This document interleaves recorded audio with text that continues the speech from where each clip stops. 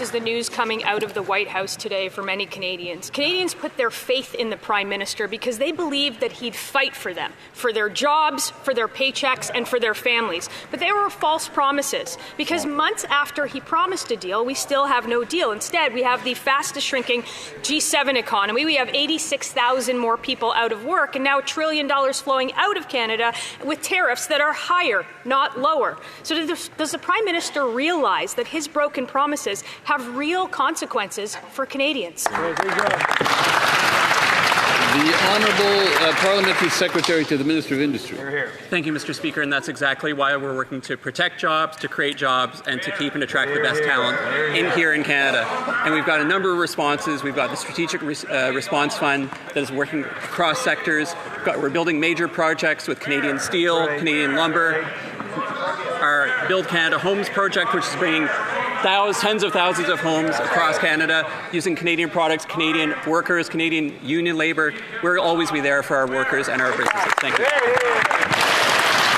Honourable Member for Thornhill. None of that is working because there's 86,000 Canadians out of a job today, and they must know that this isn't about politics. It's about people. People who believed that this Prime Minister said he would stand up for them. He danced around with his elbows in the sky. He promised every Canadian that he would fight. This is about workers who have seen their shifts cut, their costs rise, and their hope fade, all because there's $1 trillion going southbound instead of being invested here in Canada. All they wanted for him was to keep his word. Why won't he? The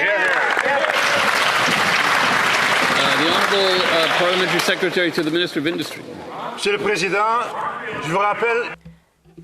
Mr. Speaker, first of all, this trade war was started by the U.S.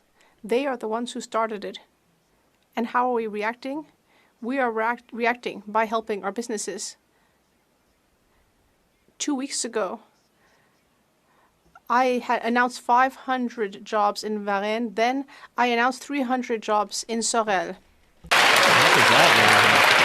The Honourable Member for Calgary East. Today's a big day. The Prime Minister is in Washington begging with his elbows down, chasing $1 trillion of Canadian investment jobs to the U.S. He promised to sign a deal by July 21st. It's October. Instead, he caved to the President's demands on counter-tariffs and digital service taxes. Now, Canadian workers, businesses, manufacturers, and farmers all got hit with double U.S. tariffs. And the Prime Minister probably got stuck with the lunch bill, too. Will he stop begging and negotiate an actual win for Canada against U.S. tariffs? The Honourable Minister of Jobs and Families. Mr. Speaker, Canadians were under no illusion that this was going to be easy, but they chose a Prime Minister. Who couldn't hear. Sorry, colleagues. Sorry, my apologies. I couldn't hear. The Honourable Minister of Jobs. The Honourable Minister of Jobs and Families.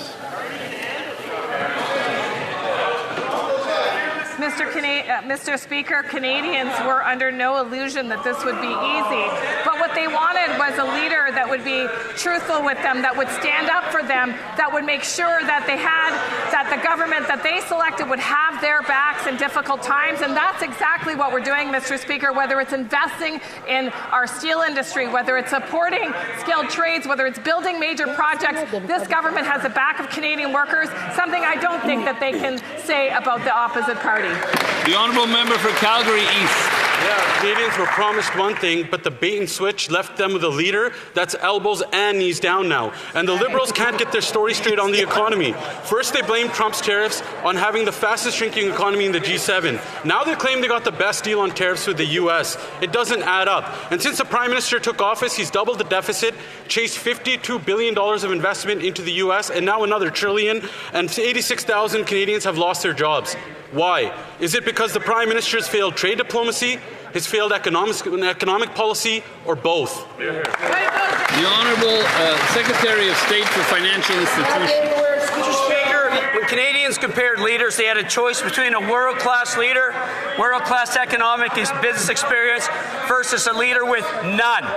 On November 4th, we're going to table a disciplined budget that is going to create jobs. You want to talk about job creation, Mr. Speaker? The only job the leader opposite has ever created was the one he left open for the member for Carleton in the last election. Thank you, Mr. Speaker.